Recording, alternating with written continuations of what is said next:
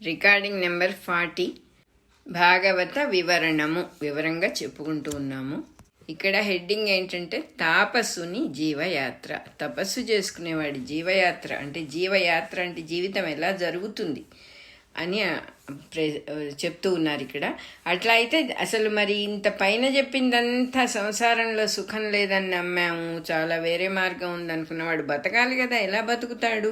కేవలం మనస్సులో ఒక క్లారిటీ వచ్చినంత మాత్రం చేత వాడు ఏ పని చెయ్యకుండా తన పొట్ట తను పోషించుకోకుండా ఎలా జరుగుతుంది అనే ప్రశ్న వస్తుంది మనకి. అది దుష్ట సంస్కారమై అడ్డం వస్తుంది అంటున్నారు. అంటే అది మంచి ప్రశ్న కాదు.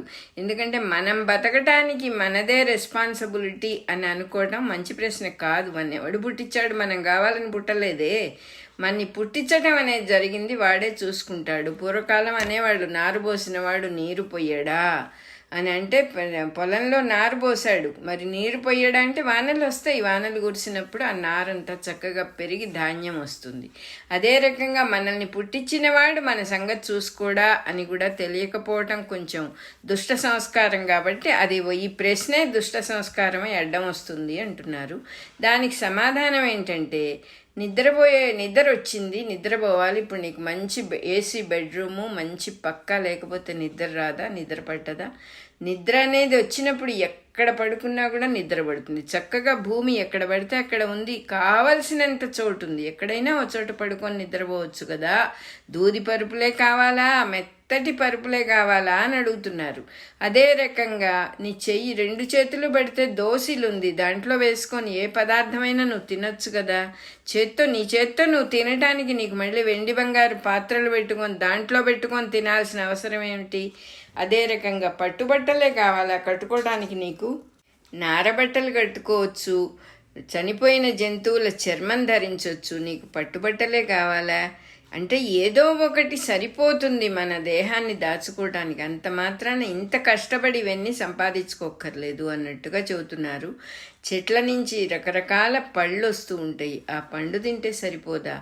నదుల్లో ఎన్నో నీళ్లున్నాయి, తీయటి నీళ్లు వస్తాయి, ఆ నీళ్లు తాగొచ్చు కదా. పుణ్య స్త్రీలు పిలిచి నీకు అంత భిక్షం పెడతారు కదా. అట్లాంటప్పుడు నువ్వు ధన మదాంధులు అంటే డబ్బు వల్ల కళ్ళు మూసుకుపోయి అజ్ఞానంలో ఉన్న వాళ్ళని ఆశ్రయించాల్సిన అవసరం తపస్వి జనులకు ఎందుకు? అసలు వీళ్ళు తపస్సు చేసుకునేటటువంటి పుణ్యాత్ములు ఆ ధనంతో మదించిన వాళ్ళని ఆశ్రయించి వాళ్ళకి పనులు చేసి పెట్టాల్సిన అవసరం ఏముంది అని అడుగుతున్నారు.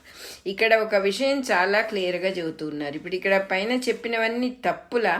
దూదిపరుపు మీద పడుకుంటే మహాపరాధం, వెండి బంగారు పళ్ళాలలో తింటే ఇంకా అంతకంటే తప్పు, పట్టు వస్త్రాలు కట్టుకోవటం ఇంకా తప్పు అని చెప్పటంలా ఇక్కడ. అసలు అవి ఏవి దుష్టములు కాదు. ఇవి పర్టికులర్గా ఈ స్పిరిచువల్ బుక్స్లో ఏం చెప్తారంటే, ఇక్కడ దైవం కానిది ఏదీ లేదు అని ఒక పక్కన చెప్తూ మళ్ళీ ఇవి దుష్టములు అని అనరు. ఎందుకంటే ఇది దొరికినప్పుడు అనుభవించి లేనప్పుడు వదిలేయగలిగిన సత్తా మనం నేర్చుకోవాలి. కానీ ఇదే కావాలి అన్నప్పుడు దుఃఖపడేది మనమే. ఇది ఎవరి కోసమో కాదు, మన కోసమే చెప్తూ ఉన్నారు ఈ విషయం. ఇవన్నీ ఉంటే మంచిదే, తప్పేమీ లేదు. అవి లేనప్పుడు అవి లేవనే దుఃఖం నీకు కలుగుతుంది. కాబట్టి అవి అలవాటు చేసుకుంటే ఇబ్బంది పడతావు నాయనా. మంచం మీద పడుకున్నవాడు కింద పడవచ్చు, కానీ నేల మీద పడుకున్నవాడికి ఎప్పుడు పతనం ఉండదు. వాడు ఉన్నదే కింద. సర్వసాధారణ సామాన్య స్థితి అది. ఆ సామాన్య స్థితిలో ఉన్నవాడికి ఫాలే ఉండదు అసలు. వాడు చక్కగా, మనకి శంకరాచార్యుల వారు చెబుతారు కదా, సురమందిరతరు మూల నివాస శయ్యాభూతలం అజినం వాస సర్వ పరిగ్రహ భోగ త్యాగ కస్య సుఖం న కరోతి విరాగ. వాడికి సుఖం కానిది ఏముంది? వాడి సుఖాన్ని ఎవరు లాక్కోగలుగుతారు? దేవుడి గుడి ప్రాంగణంలో ఉన్న చెట్టు కింద అతని నివాసం. భూతలం మొత్తం, భూమి అంతా కూడా ఆయన యొక్క పక్క. భూమి మీద, చెట్టు కింద, భూమి మీద పడుకుంటాడు. సర్వ పరిగ్రహ భోగ త్యాగ, అన్ని భోగాలు త్యాగం చేసేసాడు. అటువంటి వాడికి కస్య సుఖం న కరోతి విరాగ, అటువంటి విరాగికి సుఖం కానిది ఏముంటుంది అసలు అని చెప్పారన్నమాట అక్కడ. అటువంటి వాడి దగ్గర లాక్కునేది పీక్కునేది ఏముంటాయి, ఏం లాక్కోగలుగుతాం మనం అసలు అతని దగ్గర అని చెప్పి చెబుతూ ఉన్నారు. నిర్భయంగా పోగొట్టుకోవటానికి ఏమీ లేనివాడై నిశ్చింతగా నిద్రపోగలుగుతాడు. సర్వపరిగ్రహ భోగత్యాగ కస్య సుఖం నకరోతి. అటువంటి విరాగికి ఇంకా సుఖం కానిది రెండో వస్తువు ఏముంటుంది?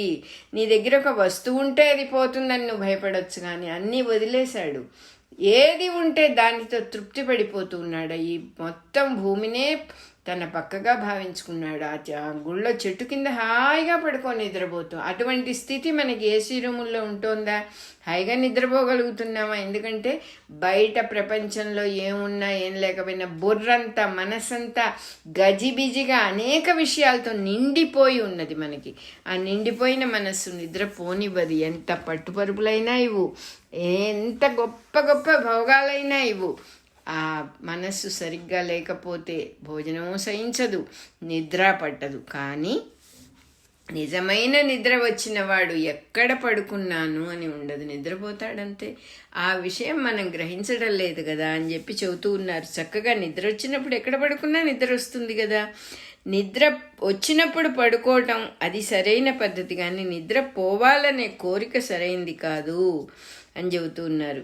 ఇవన్నీ దొరకనప్పుడు ఇవన్నీ అలవాటు చేసుకుంటాం. ఇది ఏసీ గది లేకపోతే నాకు నిద్ర పట్టదండి అంటాం. ఎక్కడికో వెళ్ళాం, అక్కడ ఏసీ గది కాదు, అసలు ఒక గదే ఉండదు, దోమలు ఉంటాయి, గాలి ఉండదు. ఎంత బాధపడతాం మనం, గిలగిలా కొట్టుకుంటాము. నరకయాతనలాగా అనిపిస్తుంది ఆ ఒక్క రాత్రి గడవటానికి. ఈ బాధలన్నీ లేకుండా ఉండటానికే నీకేమీ అవసరం లేదు, ఏమీ లేకపోయినా నువ్వు హాయిగా ఉండగలుగుతావని నీ గురించి నీకు, మన గురించి మనకి తెలియటానికి ఈ పుస్తకాల్లో ఇట్లా అంతా కూడా చెబుతున్నారు. మోక్ష ధర్మంలో ఏమరపాటు వస్తుందిట. అలా లేని వాటికి ప్రయత్నం చేస్తూ ఉంటాడు జీవితం అంతా. ఇది కావాలి, అది కావాలి, ఎలాగైనా ఒక ఇల్లు కొనుక్కోవాలి అని జీవితం అంతా బండిని లాగి లాగి లాగి బాధపడుతూ మోక్ష ధర్మంలో ఏమరపాటు చెందిపోతాడు. అసలు అంటే ఏది నిజంగా తనకు కావాలో మర్చిపోతాడు. ఆ ప్రయత్నాల్లో అనేక రకాల కష్టాలు పడతాడు. అప్పు తీసుకొని ఇల్లు కొంటాడు, అప్పు కట్టలేక నానా బాధలు పడతాడు. తనలో అప్పుడు ఇంకేమవుతుంది, తనలో లోపాలు కనపడటం మొదలు పెడతాయి. నేను అసమర్థుణ్ణి, నేను ఎందుకు పనికిరాని వాడిని అనే దీనత్వం స్టార్ట్ అయ్యి తనను తను తిట్టుకోవటం అనేటటువంటివి ఇలా ఎన్నో జరుగుతాయి. ఇట్లాంటివన్నీ లేకుండా నిస్సంగులైన వారు, నిస్సంగులంటే ఏ సంగము లేదు వాళ్ళకి, మానసికమైన సంఘం లేదు. వాడు పరుపు మీద పడుకున్నా ఒకటే, ఆయనకి నేల మీద పడుకున్నా ఒకటే. ఇవాళ పరుపు ఉంది కదా, రేపు ఉంటుందో ఉండదో అనే భయం లేదు. అంటే ఈ సుఖాన్ని, ఈ దేహం నేను, ఆహా ఎంత మెత్తగా ఉంది, ఆహా ఎంత సుఖంగా ఉంది అనే భావాలు లేవు అక్కడ. భావం లేకపోతే బాధలు లేవు. ఎప్పుడు కూడా భావాలు లేకపోతే ఏ బాధలు ఉండవు. ఆ భావాల్ని కట్ చేసి పడేస్తే నీకు దొరికిన ప్రదేశం ఇవాళ ఇది, ఈ పరుపు తప్ప లేదు, నోరు మూసు పడుకో అని చెప్పి, ఈ నేలే ఉంది ఇవాళ, నేల మీద పడుకోవాల్సిందే, నోరు మూసు పడుకొని మనల్ని మనం సర్దుబాటు చేసుకునే సమయం ఉన్నప్పుడు ఇంకా అక్కడ ఎటువంటి బాధలు ఉండవు. నిస్సంగులైన వాళ్ళు అలా ఉంటారు. వాళ్ళు ఏం చేస్తారు, నిస్సంగులైన వాళ్ళు యదృచ్ఛా లాభంతో ఆనందపడతారు. ఏది దొరికితే, అప్రయత్నంగా ఏదో దొరికితే ఆనందపడతారు. ఇక్కడ మనం ఒక మహానుభావురాలి గురించి చెప్పుకోవాలి. ఆవిడ అమెరికను. ఆవిడ పేరు, ఒరిజినల్ పేరేమిటో మనకి తెలియదు. ఆవిడ ఫ్రెండ్స్ అందరూ కూడా పీస్ పిల్గ్రిమ్ అని పేరు పెట్టారు. ఆవిడ పీస్ కోసం కొన్ని వేల మైళ్ళు కాలినడకన నడుస్తూ వెళ్ళిపోయింది. అమెరికాలో పుట్టింది ఆవిడ. ఒక 15 ఏళ్ల పాటు ఆవిడ తనను తాను ఈ ప్రోగ్రాం కోసం రెడీ చేసుకున్నాను అని చెప్పింది ఎక్కడో ఒక రేడియో ప్రోగ్రాంలో. అది ఏమిటంటే ఒకే ఒక జత ఒంటి మీద బట్టలే, అంతకంటే ఇంకేం లేదు. కొన్ని పేపర్లు, 1-2 పెన్స్, కాళ్ళకు వేసుకున్న ఒకే ఒక జత షూసు. వెళ్ళిపోతూ ఉంటుంది, అంతే, నడిచి వెళ్ళిపోతూ ఉంటుంది ఆవిడ వెనకాల టీవీ వాళ్ళు కెమెరాలు పట్టుకొని ఆవిడ వెనకాల తిరగడం. కొన్నాళ్ళు అయ్యాక ఆవిడ గురించి తెలిసి అట్లా ఆవిడ వెనకాల జనం పట్టడం, ఆవిడని రిక్వెస్ట్ చేయటం, ఆవిడకి ఏదైనా తినటానికి పెట్టడం. ఆవిడ వ్రతం ఏంటంటే ఎవరైనా పెడితే తింటుంది, లేకపోతే తినదు. పడుకోవటానికి ఒక ప్రదేశం ఏదైనా దొరికితే పడుకుంటుంది, లేకపోతే పడుకోకుండా అలాగే నడుచుకుంటూ వెళ్ళిపోతూ ఉంటుంది. అంటే యదృచ్ఛా లాభము అంటే దొరికితేనే, భగవంతుడు నాకు ఇది ప్రొవైడ్ చేస్తేనే నాకు ఓకే చేసుకుంటుంది అనమాట. అట్లా పీస్ పిల్గ్రిమ్ అని చెప్పి పీస్ కోసం ఆవిడ ఒక్కొక్క గవర్నమెంట్తో మాట్లాడుతూ మీరు యుద్ధాలు అవి చెయ్యొద్దు, ఈ మనుషుల్ని ఇబ్బంది పెట్టొద్దు అని పీస్ని ఆవిడ ప్రాపగేట్ చేస్తూ తిరిగింది కాబట్టి ఆవిడ పేరు పీస్ పిల్గ్రిమ్ అని పెట్టారు వాళ్ళు. ఆవిడ షర్ట్ మీద వెనకాల ఆవిడ ఎన్ని వేల మైళ్ళు నడిచిందో రాసి పెట్టారు ఎవరు. సో ఇవన్నీ ఇప్పటికి కూడా పీస్ పిల్గ్రిమ్ అనే పుస్తకం మనం గనక ఆర్డర్ చేస్తే ఫ్రీగా పంపిస్తారు ఆవిడ ఫ్రెండ్స్. చాలామంది ఉన్నారు. ఆవిడగా అద్భుతమైన జీవితం. ఎందుకంటే మనం ఏసీ గదుల్లో కూర్చొని లెక్చర్లు కొట్టడం, వేదాంతాలు డిస్కస్ చేయటం కాదు, అది నడి రోడ్డు మీదకి వెళ్ళింది ఆవిడ. ఒక్కోసారి ఆవిడని జైల్లో కూడా పెట్టారు. ఎందుకంటే అమెరికాలో కొన్ని ప్రదేశాల్లో నడవకూడని రోడ్లు ఉంటాయని మనకు కూడా తెలుసు. ఆ నడవకూడని చోట ఆవిడ నడిచింది కాబట్టి తీసుకెళ్ళి ఆవిడని జైల్లో పెట్టారు.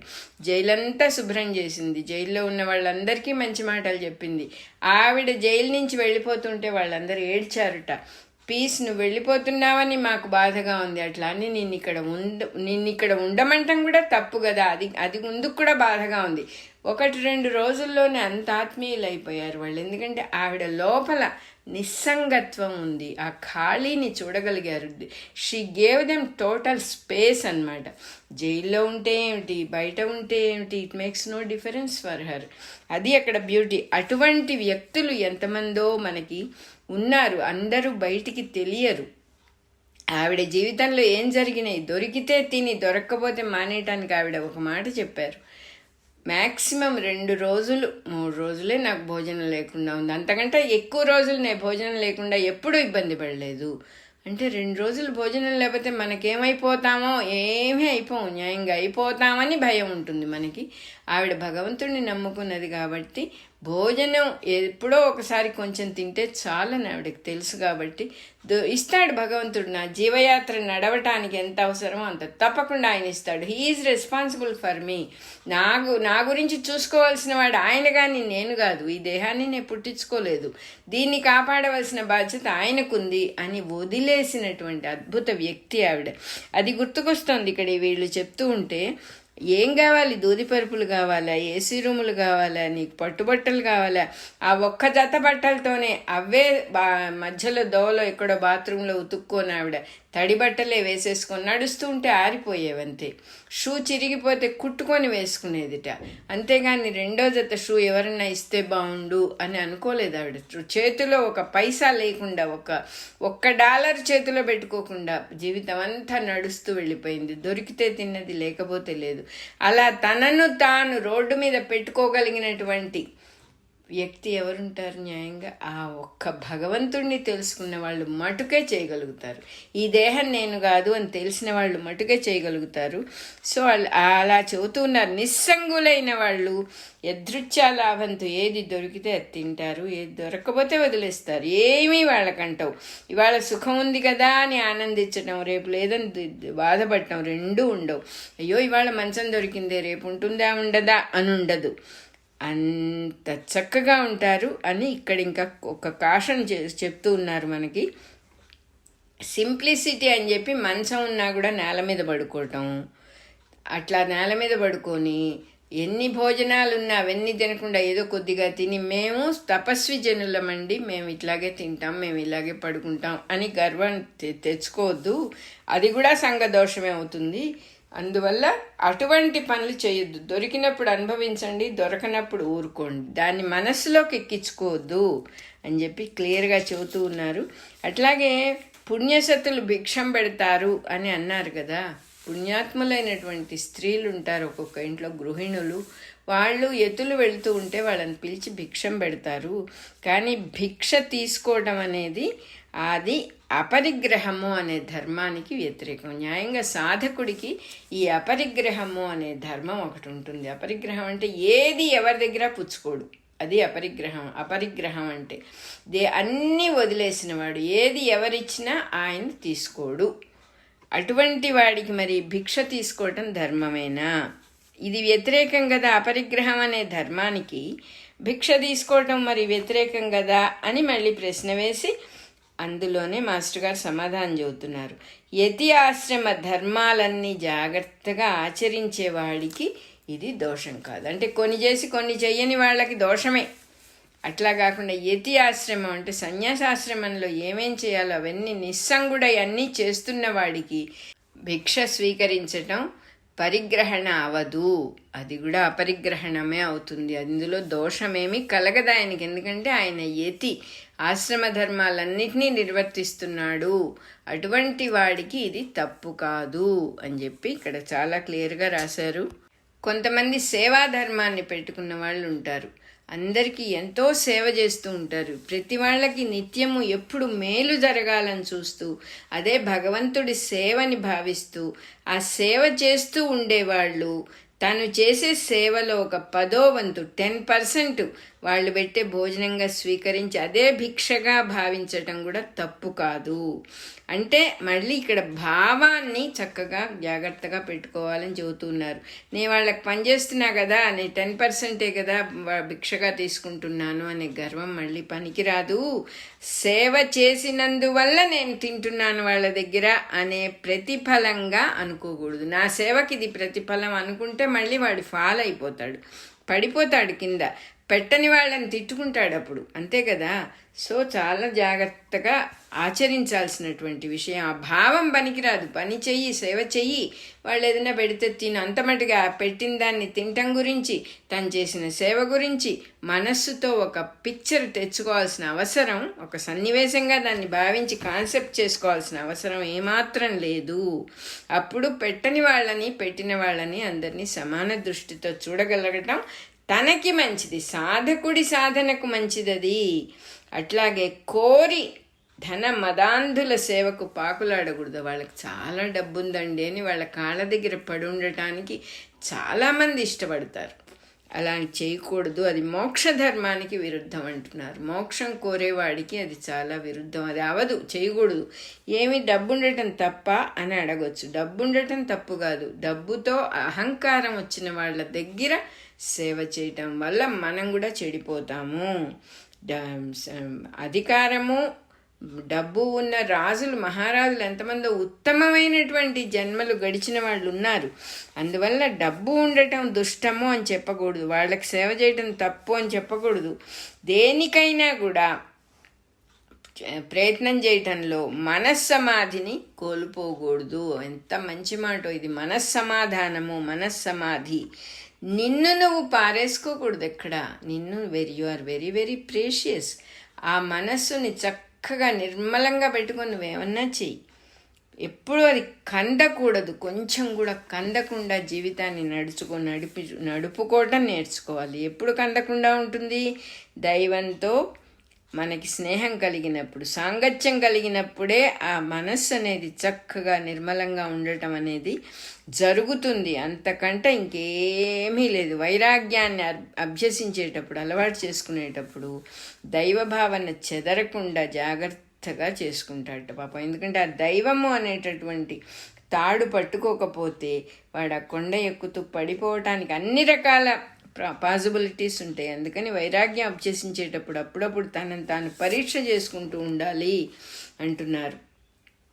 రక్షకులు లేని వాళ్ళని నేను రక్షిస్తానని మాట ఇచ్చాడు భగవంతుడు. అంతేకాదు చక్రాన్ని ధరించి రాజై ఉన్నాడు, రక్షించేవాణ్ణి నేను అని ఆయన మాట ఇచ్చి చక్రాన్ని ధరించి రాజై ఉంటే, అట్లాంటప్పుడు ఆ భగవంతుడిని వదిలేసి మనం మానవుల్ని ఆశ్రయించాల్సిన అవసరం ఏమిటి అసలు నీకు? అక్కడా దైవమే ఉన్నాడు, ఇక్కడా దైవమే ఉన్నాడు. ఇక్కడ దైవం మటుకే ఉన్నాడు, ఇక్కడ మానవ రూపంలో దైవం ఉన్నాడు. అనేక రకాల హెచ్చుతగ్గులు, ఇంద్రియాలకు లోబడిన మానవుడు ఉన్నాడు ఇక్కడ. అక్కడ సాక్షాత్తు భగవంతుడే చక్రం పట్టుకొని నేను రక్షిస్తాను అని మాట ఇచ్చి చక్రం ధరించి రాజైన వాడిని మనం ఆశ్రయించాలి. కానీ మనుషుల్ని ఎందుకు అని అడుగుతున్నారు. ఆత్మజ్ఞానం కావాల్సిన వాళ్ళకి ఇది అసలు ఏమాత్రం అవసరం లేదు, మనుషుల్ని సేవించటం అనేది చెప్తున్నారు. అట్లానే వాళ్ళు ఎవరికి సేవ చేయరు, అవతల వాడు పడిపోతున్నా చెయ్యి అందించరని కాదు, వాళ్ళ మనస్సు చాలా నిర్మలంగా ఉంటుంది. వాళ్ళు సహాయం చెయ్యాలి అని అనుకోరు, కానీ వాళ్ళ వల్ల సహాయం జరుగుతూ ఉంటుంది అనేక మందికి. ఎందుకంటే లోపల ఏ భావాలు లేని వాళ్ళు కాబట్టి అందరిలో భగవంతుడిని చూస్తారు. తను కూడా భగవంతుడి అంశే అని నమ్ముతాడు. తానేదో ఒక్కడు నా దేహాన్ని నా ఇంద్రియాలని నేను కొని తెచ్చుకున్నాను, ఐఎమ్ స్పెషల్ అని అనుకోడు. అట్లాంటి వాళ్ళని రక్షిస్తానని ప్రతిజ్ఞ చేశాడు చక్రధారి. ప్రభుత్వంలో ఉన్న వ్యూహమే ఆ మొత్తం ఈ సృష్టి మొత్తంలో ఉన్న ఒక వ్యూహం లాంటిది ఒకటి ఉంది. ఆ వ్యూహమే చక్రం. కాలచక్రంగా కనపడుతుంది, ఋతుచక్రంగా కనపడుతుంది, అనేక రకాలుగా సంవత్సర చక్రంగా తిరుగుతూ ఉన్నది అది. అందులో ఆ చక్రం ద్వారానే దైవం మనుషుల్ని రక్షిస్తాడు. జీవుల జనన మరణాలని తిప్పే కాలచక్రంగా తిరుగుతోంది అది. ఆ దైవం అట్లా సర్వత్రా ఉండే అవసరమైన చోట ప్రతి వాళ్ళని, తన భక్తులందరినీ కూడా రక్షిస్తాడు. భక్తుల్ని మాత్రమే రక్షిస్తాడు అని ఎందుకు చెప్పాల్సి వచ్చిందంటే వాళ్ళే గుర్తిస్తారు ఆయన రక్షిస్తున్నాడని. ఆయన అందరినీ ఎప్పుడూ రక్షిస్తూనే ఉంటాడు. కానీ భక్తుడైన వాడు ఓహో ఇక్కడ భగవంతుడు అమృతహస్తం ఉంది నాకు అని తెలుసుకుంటాడు. అది చెప్తూ ఉన్నారు ఇక్కడ. ఈ ప్రకృతి సంపదని న్యాయ మార్గంలో పంచిపెట్టడానికే ఈ రాజ్యాంగ చక్రం అనేది ఏర్పడింది. అంటే పశువులు, అనేక జీవులు ఎలా బతుకుతున్నాయి, జీవనోపాధికి ఎక్కడన్నా ఉద్యోగాలు చేస్తున్నాయి. ఆ జీవులన్నీ కూడా, పక్షులన్నీ కూడా, జంతువులన్నీ కూడా ఉద్యోగాలు చేసి పొట్ట పోషించుకుంటున్నాయి. ఈ ప్రకృతిలో కావలసినంత సంపద ఇచ్చాడు భగవంతుడు. కడుపు నిండా నీళ్లు తాగగలిగిన అవకాశం ఫ్రీగా దొరుకుతుంది. ఒక మనిషే దీని గురించి ఇబ్బంది పడుతున్నాడు, కానీ భగవంతుడి చక్రం, రాజ్యాంగ చక్రంలో అందరికీ జీవనోపాధి దొరుకుతూ ఉన్నది. దీన్ని తెలిసినవాడు తనని రక్షించమని, తనకు అన్నం పెట్టమని, తన జీవనోపాధి చూడమని ఎవరిని ప్రార్థించాడు. ఎందుకంటే వాడికి తెలుసు సృష్టిలో అన్నీ ఉన్నాయి, ఎవ్రీథింగ్ ఈజ్ అవైలబుల్ అని. లేవు అనుకున్న వాడికి ఏమీ లేవు. ఎక్కడున్నాయండి చూపించండి నాకు అంటాడు వాడు. వాడికి ఏం లేవు. ఉన్నాయి అనుకున్న వాడికి, అంటే ఈ వస్తువు ఇక్కడ ఉన్నది అని తెలిసిన వాడు దాన్ని వెతికి పట్టుకుంటాడు. లేదు అని కొట్టిపారేసిన వాడికి ఇంకా వెతకటాలు లేవు, పట్టుకోవటాలు లేవు, వాడికి అది దొరకదు. హీఈస్ ది లూజర్ అంతే. జీవితకాలమే వాడి జీవితంలో మిస్ అయిపోయింది అంతే. అలాగే చెప్పాల్సి వస్తుంది. ఇట్లా ప్రవర్తించే చక్రానికి నేను సహకరించను, ఐఎమ్ స్పెషల్ అని ఒక సోమరి వేరే వాళ్ళని ఆశ్రయించుకొని బతకొచ్చు. అవన్నీ కూడా చాలా భ్రాంతిలో ఉన్న ఇంకొకరిని ఆశ్రయించి వాడు పెట్టే బాధలు పడి అవన్నీ కూడా ఎవడు రక్షించలేడు. తనని తాను దైవానికి అప్పగించుకున్న వాడే రక్షింపబడతాడు అని చెప్పి చెట్టు కిందికి వెళ్ళి నిల్చుంటే నీడ వస్తుంది, కానీ ఆ చెట్టే వచ్చి నాకు నీడ ఇవ్వాలని అనుకోవటం ఎంత మటుకు వివేకం అది. అలా చెప్తూ ఉన్నారు. ఈ విధంగా భావన చేసేవాళ్ళు వాసుదేవుణ్ణి భజించేవాళ్ళు, సర్వత్రా ఆయనే ఉన్నాడు అని తెలుసుకున్నవాళ్ళు. వాసుదేవుడు స్వయంగా సిద్ధుడు. ఆయన పేరుతో ఎవరే పని చేసినా సిద్ధిస్తుంది. ఆ సిద్ధితో పాటు జీవయాత్రా సిద్ధి కూడా. అంటే అటువంటి వాళ్ళకి జీవించటానికి కూడా ఏ ఇబ్బంది ఉండదు. కోరికలు లేకుండా దైవాన్ని నమ్ముకుంటారు, చక్కగా జరిగిపోతుంది జీవితం. చక్కగా అంటే మనం అనుకునేటటువంటి స్మూత్నెస్ ఎవరికీ ఉండదు. వాళ్ళకే కాదు, మనకు కూడా. మనం అన్నీ ముందే రెడీ చేసి పెట్టుకుంటాం. మనకంతా మంచి ఇళ్ళు, వాకిళ్ళు, అన్ని వసతులు చేసుకున్నా కూడా జీవితం ఎప్పుడు ఎలా ఒడుదుడుకులు అవుతాయో ఎవ్వరూ చెప్పలేరు. అందరి జీవితాలు అలాగే ఉంటాయి. యోగుల జీవితం కూడా వాళ్ళకొచ్చే ఇబ్బందులు వాళ్ళకు వస్తాయి, కానీ వాళ్ళు దాన్ని చాలా సమబుద్ధితో తీసుకుంటారు. మనం ఎఫెక్ట్ అయినట్టుగా వాళ్ళు ఎఫెక్ట్ అవరు అని చెప్పి చెప్తూ ఉన్నారు ఇక్కడ. అట్లాగే భగవంతుణ్ణి ఆత్మగా తానే అని గుర్తుంచుకోవాలి. తనకు ఎంతో ప్రియమైన వాళ్ళు ఉంటే వాళ్ళల్లో ప్రియమైన వాడెవరంటే ఆ భగవంతుడే అని తెలుసుకోవాలంటున్నారు. మనకు ప్రియమైన వాళ్ళు, మనకి ఇష్టమైన వాళ్ళు అనేక మంది ఉంటారు. వాళ్ళందరి శరీరాలు ఉండవు కదా, కానీ ఆ శరీరాల్లో నిత్యము ఎప్పుడూ ఉండేటటువంటి సత్యస్వరూపుడు ఒకడు ఉన్నాడు, భగవంతుడు. ఈ శరీరం పోయినా కూడా భగవంతుడి తత్వం ఉంటుంది కాబట్టి ఎప్పుడూ ఉండేవాడిని పట్టుకున్నప్పుడు నీకు ఫాలుండదు అని చెబుతూ ఉన్నారు. వాడి రూపాలైన జీవులకి సేవ చేయటంలో ఆనందం కలుగుతుంది. అటువంటి జీవులకి భగవంతుడి స్వరూపాలైన మీకు ఇంకొక జీవికి సేవ చేయటంలో వచ్చే ఆనందం సంసారం పోవటానికి కారణమవుతుంది. సంసారము అనే అవిద్యని, అజ్ఞానాన్ని, బాధని, దుఃఖాన్ని తొలగిస్తుందిట ఇంకొకరికి సేవ చేయటం. ఎందుకంటే అందరి రూపాలు ఆ భగవంతుడివే కాబట్టి, ఆ సేవ భగవంతుడికే చెందుతుంది కాబట్టి అది మనకి తెలియకుండానే, మనం కోరకపోయినా మనకది తప్పకుండా అవిద్యని తొలగిస్తుంది. అవిద్య అంటే అంతర్యామిని మర్చిపోయి ఎదురుగా వేరే వాళ్ళు ఎవరో ఉన్నారనుకొని చెప్పుకున్నాం చాలాసార్లు. వాళ్ళు ఫలానా, వీళ్ళు ఫలానా, ఇది బల్లి, ఇది పిల్లి అనేటటువంటి భావాలు పెట్టుకొని ఆ నామరూపాత్మక జగత్తులో ఇరుక్కోవటమే అంటే నామము, పేరు, రూపము, ఆకారము ఇవి చూసి ఇది అని అనుకోవటం అనేదే అజ్ఞానము, అవిద్య అని చెప్తూ ఉన్నారు. ఇక్కడ యమదూతలు అని హెడ్డింగ్. యమదూతలు అనగానే మనకు జల్లుమంటుంది గుండె కొంచెం. ఎందుకంటే మనకు ఒక ఒపీనియన్ ఉందా యముడి గురించి, యమదూతల గురించి. కథలు చదువుకున్నాం అందరం కూడా. సృష్టిలో ఉన్న భగవంతుడిని మర్చిపోయి కనపడే ఆకారాలే నిజము, ఆ పేర్లే నిజము అనుకున్నవాడు ఒక రకమైన మత్తుడైపోయి ఇంద్రియార్థాల గురించి, అంటే నాకు ఇది ఎట్లా వస్తుంది, అది ఎట్లా వస్తుంది, ఇంద్రియాలు కోరుకునే వస్తువులు ఎలా వస్తాయి అనే చింతతో దాంట్లోనే మునిగిపోయి జీవిస్తూ ఉంటాడు. రోజులు గడిచిపోతూ ఉంటాయి. జీవించడానికి నిజంగా వాడికి తీరుబాటు ఉండదు. ఎందుకంటే మనస్సంతా నిండిపోయి ఉంటుంది కాబట్టి. సో అంటే అంతర్యామిని స్మరించటం ఉండదు, తీరుబడి ఉండదు. అంటే అర్థం ఏంటంటే అంతర్యామిని స్మరించటం అనేదే ఉండదు. ఎక్కడో కొట్టుకుపోతూ ఉన్నాడు ఒక మనశ్శాంతి లేని స్థితిలో. చిత్తశాంతి లేక, మనశ్శాంతి లేక ఆశల వెంట పరుగులు పెడుతూ ఉంటాడు. క్రమంగా వ్యాధి వస్తుంది, ముసలితనం వస్తుంది, పట్టుదలలు వస్తాయి, తన పరాజయాలు, తన ఓడిపోవటాలన్నీ గుర్తుకొస్తాయి, తన ఆశాభంగాలు, ఎన్ని రకాలుగా ఆశపడ్డాడు, ఎన్ని రకాలుగా భంగపడ్డాడు, ఎవరెవరు తనని ఇబ్బంది పెట్టారు. ఎందుకంటే వేరే వేరే వాళ్ళని చూస్తున్నాడు, వాళ్ళ గురించి ఒపీనియన్స్ మనసులో బాగా బిల్డప్ చేసుకుంటాడు. ముసలివాడు అయ్యేటప్పటికి, ముసలివాడయ్యాక అవి పొమ్మంటే పోవు. చిన్నతనంలోనే, నడి వయస్సులోనే వాటిని తొలగించుకునే అలవాటు చేసుకోవాలి. ముసలివాడవటం అంటే మొక్కై వంగనిది మానై వంగుతుందా అంటారు. అది పెద్ద వృక్షం, ఊడలు దిగి వృక్షమైపోయింది. దాన్ని పీకలేము అప్పుడు పెద్ద ముసలివాళ్ళం అయ్యాక. మన సత్తువేమో తగ్గింది, దాని బలమేమో పెరుగుతుంది. ఆ మనస్సు తాలూకు బలం పెరిగి పట్టుదలలు వస్తాయి, కోపాలు వస్తాయి. తనేదో తనని అందరూ హీనంగా చూస్తున్నారని అనిపిస్తుంది, ముసలివాడిని పక్కన పడేశారని అనిపిస్తుంది, ఎన్నో అనిపిస్తాయి. ఇహే అనిపించేవన్నీ నిజమే అనుకుంటాడు.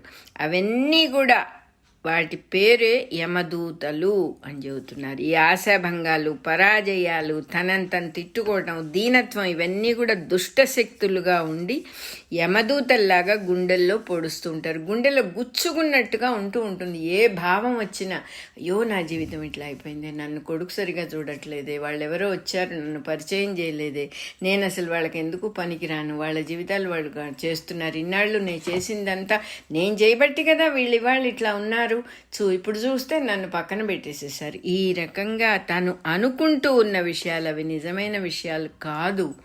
ఒకరు పక్కన పెట్టడం, ఒకరు నెత్తిన పెట్టుకోవడం అనే ప్రాసెస్సే లేదు. రెండో వాళ్లే లేరని చెబుతూ ఉన్నారు కదా. తన మనస్సులో తనకు కలుగుతూ ఉన్న భావాలన్నీ కూడా యమదూతలై గుండెల్లో పొడుస్తూ ఉంటాయి. ప్రతి ఒక్క భావం గుండెల్లో పొడిచినట్టుగా ఉంటుంది. ఈ విధంగా యమలోక ద్వార సమీపంలో దాటలేని పెద్ద నది ఒకటి ఉంటుందిట. దాన్నే వైతరణి అని పేరు. ఆ నదిలో పడి దుఃఖ పరంపరలతో, అంటే ఇంతకాలం జీవించాడు, ముసలాడైపోయాడు. ఇప్పుడు శరీరము కోఆపరేట్ చేయదు, మనస్సు కోఆపరేట్ చేయదు, అనుమానాలు, భయాలు అన్ని రకాలు వచ్చి చుట్టుముట్టినాయి. దాంట్లో నుంచి అదొక పెద్ద నదిలాగా ఈదుకుంటూ దాటవలసిన పరిస్థితి వచ్చింది. దుఃఖ పరంపరలు జీవితంలో ఇన్ని సంవత్సరాలు ఏం చేశాడో అవన్నీ ఒక్కొక్కటి పొడుస్తూ ఉంటాయి. ఆ నిప్పుల గుండాన్ని ఈదుతున్నట్టుగా ఉంటుంది. ఆ నదిలో పడి కొట్టుకుంటూ ఉన్నవాడికి ఎలా ఉంటుందో దాన్నే వైతరణి. అన్ని భావరూపమే కదా. మనం మొత్తము ఏ భావాలతో జీవించామో ఆ భావాలు వైతరిణిగా మారిపోయి యమలోక ద్వారాన్ని కూడా దాటనివ్వకుండా చేస్తున్నాయి అన్నమాట. మన భావ పరంపరలే నిపుల గుండమైపోతుంది. భావ పరంపరలంటే అంతులేని భావాలు, ఒకదాని తర్వాత ఒకటి, ఒకదాని తర్వాత. భావాలంటే ఏమిటి? మనం వాటిని ఎస్టాబ్లిష్ చేసుకుని వాటికి లైఫ్ ఇస్తున్నాం. మనం భావించటం ద్వారా మన జీవితంలో ఉన్నటువంటి శక్తినంతా వాటికిచ్చి వాటికి ఇంపార్టెన్స్ ఇస్తున్నాం. ఇచ్చినందువల్ల నిప్పులో మండుతూ ఉన్న నిప్పుల్లో నుంచి ప్రవహించే నదిని ఈదుతున్నట్టుగా ఉంటుంది మనకి. ఈ స్థితినే వైతరణి అని పేరు పెట్టారు. పరిస్థితుల్లో వ్యక్తుల మీద ఉన్నటువంటి భావాలే దానికి కారణము. భగవంతుడున్నాడని మర్చిపోయినందువల్ల ఈ బయట వాళ్ళు వేరే వాళ్ళు అనే భావంతో సంబంధాలు పెంచుకున్నాడు. కాబట్టి వైతరణిలో ఉన్న అగ్నులన్నీ కూడా, నిప్పులన్నీ కూడా దగ్ధం చేసేస్తూ ఉంటాయి మనిషిని. ఆ దగ్ధం చేయటాన్ని అనుభవిస్తూ వైతరినికి దాటటానికి కష్టపడుతూ ఉంటాడు జీవుడు అని చెప్పారు ఇక్కడ. ఇంకా పరిస్థితులకు లొంగిపోయి చేయకూడని పనులు అనేకం చేస్తాడు. దీంట్లోంచి ఎలా బయటపడటం, అలా చేస్తే ఇలా చేస్తే అని ఇంకా ప్లాన్లు వేసి, అంటే ఎవడైతే మన ఇబ్బందికి కారణమో, ఎవరైతే మన దుఃఖానికి కారణమో, మళ్ళీ వాడిని ఆ మనస్సునే ఆశ్రయించి వాడు చెప్పే ఐడియాలన్నీ కూడా చేసి ఇంకా దానివల్ల శిక్షలు అనుభవించాల్సి వస్తుంది అంటున్నారు. ఎందుకంటే నీకు ఏది మేలో అది ఇంకా నీకు తెలియలేదు. దైవాన్ని చూడట్లేదు నువ్వు. నీలోనే ఉన్నాడు, నీ చుట్టూతా ఉన్నాడు. ఆ దైవాన్ని పట్టుకుంటే ఒక్క క్షణంలో పోతుంది. అటువంటిది ఇక్కడ ఒక స్టోరీ గుర్తొస్తుంది నాకు. ఫాస్ట్ అని పేరు అనుకుంటా, అది ఫ్రెంచ్ నావెల్లో ఏదో గుర్తులేదు. నా చిన్నప్పుడు ఒక ట్రాన్స్లేషన్ చదివాను నేను. ఆ హీరోని ఒక భూతం ఆవేశిస్తుంది. ఆ భూతం వాడిని నేను చెప్పినట్టే వినాలి నువ్వు ఇవాళ నుంచి, అంటే వాడు ఏదో జైల్లో పడిపోతాడు. ఆ జైలు నుంచి నువ్వు బయటికి రావాలంటే నేను సహాయం చేస్తాను, దానికి నువ్వు నేను చెప్పినట్టు వినాలి అని పెడతాడు. జైల్లోంచి బయటికి తీసుకొస్తాడు. ఆ భూతం ఏం చేస్తాడంటే, నువ్వు గుడికి మటుకు వెళ్ళకూడదు ఎప్పుడు, తర్వాత కండిషన్స్ పెడతాడు. నువ్వు దేవుడిని తలుచుకోకూడదు, దేవుడి పేరు తలుచుకోకూడదు, నేనేది అడిగితే అదల్లా ఇచ్చేసేయాలి నాకు అని అట్లా కండిషన్స్ పెడతాడు. చివరికి అన్నీ అడుగుతాడు వాడు. వీడి జీవితంలో వీడి భార్యను అడుగుతాడు, వీడి పిల్లల్ని అడుగుతాడు, ఆఖరికి లాస్ట్లో వీడొక్కడే మిగులుతాడు. వాడిని కూడా మింగబోతున్నాను నిన్ను అంటాడు. అంటే అప్పుడు వీడికి అప్పుడు జ్ఞానోదయం అవుతుంది. నేను ఒక్కసారి కూడా దైవాన్ని తలుచుకోలేదు కదా, దైవాన్ని తలుచుకోనందువల్ల ఇది అయిందేమో నాకు అని ఒక్కసారి దైవాన్ని తలుచుకుంటాను, నాకు అనుమతి ఇవ్వు అని అడుగుతాడు ఆ భూతాన్ని. వాడు పెద్దగా నవ్వుతాడు, ఓరి పిచ్చివాడా, ఈ బుద్ధి నీకు ముందు ఉంటే ఒక్కసారి దైవాన్ని తలుచుకొని ఉంటే నేను ఎప్పుడు పారిపోయి వెళ్ళిపోయేవాడిని. నువ్వేమిట్రా ఈ జీవిత చివరి కాలంలో నువ్వు ఒక్కడివే మిగిలావు, ఇంకా నిన్ను మింగబోతున్నాను నేను, ఇప్పుడు నువ్వు దైవాన్ని తలుచుకుంటావా అని టక్కుమని వాడిని కాస్త మింగేస్తాడు.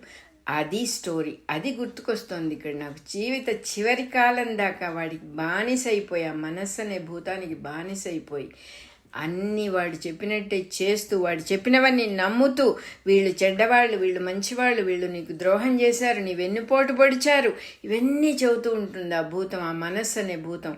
అవన్నీ నమ్ముకుంటూ అదే నిజం అనుకుంటూ ఆ గుండెల్లో గుచ్చినట్టుగా బాధలు పడుతూ, ఏమీ లేదు యాక్చువల్గా అక్కడ. అంతా సర్వత్రా ఉన్నవాడు దైవమే, వేరే ఎవరు లేరు అని చెప్తూ ఉన్నది భాగవతం. ఫస్ట్ సెంటెన్స్ నుంచి అదే చెబుతూ ఉన్నది. ఇప్పుడైనా మనం కొంచెం తెలివి తెచ్చుకుంటే మన బాధలన్నీ చక్కగా తొలగిపోతాయి. ఇంకా పరిస్థితులకు లొంగి చేయకూడని పనులన్నీ చేసి శిక్షలు పొందాల్సి వస్తుంది. గదలతో యమదూతలు మొత్తుతూ ఉంటారు. రోగంలాగా దేహం రోగాలు వచ్చి అనేక బాధలు పడుతుంది. రోగం వల్ల ఎన్ని బాధలు పడతామో, జ్వరం వస్తేనే గిలగిలగిలా కొట్టుకుంటాం మనం. ఎన్ని బాధలు వస్తాయో వాళ్ళందరూ యమదూతలే అంటున్నారు.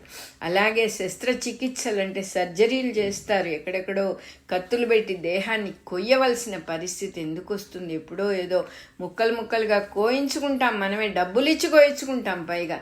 అటువంటి పరిస్థితి ఎందుకు వచ్చిందంటే దైవాన్ని చూడట్లేదు వీళ్ళందరూ కూడా. ఆ కృతాంతుని భటులే. కృతాంతుడు అంటే జీవులు చేసుకున్న పనులకి ఫలితాలనిచ్చేటటువంటి రూపం ఉన్న యముణ్ణి కృతాంతుడు అని అంటారుట. మనం చేసిన పనికి మనకు ఫలితాన్ని ఇచ్చేవాడు ఆ యముడు. ఇమీడియట్గా ఒక పనికి ఒక ఫలితం. మనమే ఫలితం కోరుతాం కదా, మనకు తెలియదు కదా ఫలితం కోరని పనులు చెయ్యాలి, నిష్కామ కర్మ చెయ్యాలి, ఏ పని చేసినా దైవపరంగా వదిలేసేయాలి, కృష్ణార్పణం అనుకొని వదిలేసేయాలని మనకు తెలియదు. కాబట్టి ఆ కర్మలకు ఫలితాలనిచ్చే యముడి దగ్గర చిక్కుకుంటాం మనం. ఆ యముడిలో దైవాన్ని చూడటం మనకి చేత కాదు, ఆ కర్మలో దైవాన్ని చూడటం, ఆ పనిలో దైవాన్ని చూడటం మనకి చేత కాదు. ఎందుకంటే మనం దైవాన్ని ఎప్పుడు నమ్ముకోలేదు. వాడు కనపడ్డు కాబట్టి వాడిని పక్కన పెట్టాం. కనపడేవాడిని, వినపడేవాడిని వాడే నిజమని అనుకుంటూ ఉన్నాం. మన కడుపున పుట్టాడు కాబట్టి మన కొడుకని, మనం పుట్టినవాడు మన తండ్రిని, బాంధవ్యాలన్నీ పెట్టుకొని ధర్మాన్నించి తప్పుకొని, ధర్మం ఏమిటి? తండ్రిని గౌరవించాలి, కొడుకుని సాకాలి, అంతమటుకే ధర్మం. ఇంకా వాళ్ళ నుంచి ఏదైనా ఆశించడం అనేది ఎక్కడా కూడా ధర్మం కాదు. కానీ మనం మర్చిపోతాం. ఎందుకంటే ఉన్నవాడిని చూడటమే మర్చిపోయినప్పుడు ఇవన్నీ ఎందుకు గుర్తుంటాయి? కాబట్టి ఆ యమధర్మరాజు లాస్ట్లో ధర్మాన్ని నియమించే నిర్మల స్వరూపుడు ఆయన. మన పాపాలన్నీ కడిగేసి మనల్ని గదలతో మొత్తించి శిక్షలన్నీ వేసి క్లీన్ చేసేసి భగవంతుడి మార్గానికి మళ్ళించి నియమించేవాడే యముడు. నియమము యమము అంటారు దాన్ని. అలా నియమించేవాడే యముడంటే అధర్మం నుంచి ధర్మానికి నియమించే నిర్మల స్వభావుడు. పరిసర వ్యక్తుల్లో, ఎదురుగా కనపడే వాళ్లలో, నీ చుట్టూతా కనపడే వాళ్లలో అంతర్యామి అయిన భగవంతుణ్ణి మర్చిపోయి నువ్వు వాళ్లతో రకరకాల సంబంధాలు ఊహించుకొని భావరూపంగా పెట్టుకున్నందువల్లనే నీకు ఇట్లాంటి బాధలు వచ్చినాయి. అటువంటి వాడికి ఇటువంటి బాధలు తప్పవు. యముడి చేత గదలతో మొత్తించుకోవాల్సిందే, నిప్పుల గుండంలో నడవాల్సిందే. ముసలితనంలో వచ్చే బాధలన్నీ అలా అనిపిస్తాయి. ఓపిక ఉండదు, చిన్న చిన్న విషయాలు కూడా ఓర్చుకునే శక్తి ఉండదు. వయసులో ఉన్నప్పుడు గంతులేసి అందరూ బాగానే ఉంటారు, అందరూ ముసలివాళ్ళం అవుతామని మర్చిపోతారు. ఒంటరితనం పీడించుకు తింటుందని మర్చిపోతారు. ఒంటరితనం అంటే ఏమిటి? నిన్ను నువ్వు సపరేట్ చేసుకున్నావు, కానీ ఇప్పుడు ఏం చేయలేం, ముసలివాళ్ళం అయిపోయాం, హెల్ప్లెస్ అయిపోయాం. డిపెండెంట్గా ఉండి కూడా అహంకారం, పట్టుదలలు లోపల నుంచి అన్నీ ఉబికి వస్తూ ఉంటాయి, మనల్నే బాధిస్తూ ఉంటాయి అవి. మనం ఇన్నాళ్ళు ఓపికగా ఉన్నప్పుడు ట్రైనప్ చేసుకోలా మనల్ని. మనం నోరు మూసుకొని పక్కనుండు, ఆగు, ఉన్నది సర్వత్రా దైవమేం చెప్పుకోలేకపోయాం. మనం ఆ బాధలు ఇప్పుడు పడాల్సి వస్తోంది.